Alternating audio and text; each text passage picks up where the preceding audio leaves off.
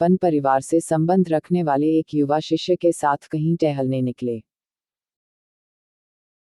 उन्होंने देखा कि रास्ते में पुराने हो चुके एक जोड़ी जूते उतरे पड़े हैं, जो संभवतः पास के खेत में काम कर रहे गरीब मजदूर के थे, जो अब अपना काम खत्म कर घर वापस जाने की तैयारी कर रहा था। शिष्य को मजाक सूझा। उसने शिक्षक से कहा, गुरुजी, क्यों ना हम ये जूते कहीं छिपा कर झाड़ियों के पीछे छिप जाएं? जब वो मजदूर इन्हें यहाँ नहीं पाकर घबराएगा तो बड़ा मजा आएगा।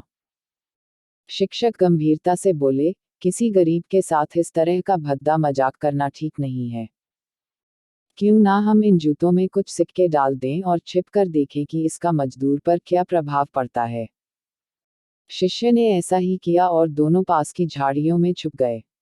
मजदूर जल्द ही अपना काम खत्म कर जूतों की जगह पर आ गया। उसने जैसे ही एक पैर जूते में डाले, उसे किसी कठोर चीज का आभास हुआ।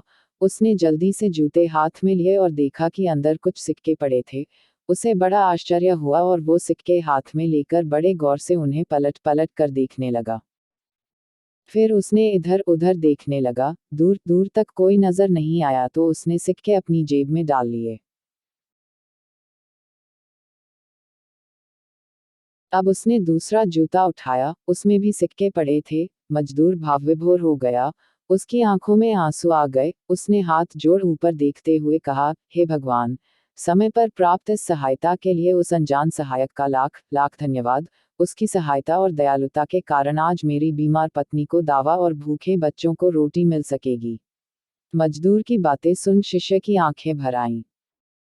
शिक्षक ने शिष्य से कहा, क्या तुम्हारी मजाक वाली बात की अपेक्षा जूते में सिक्का डालने से तुम्हें कम खुशी मिली?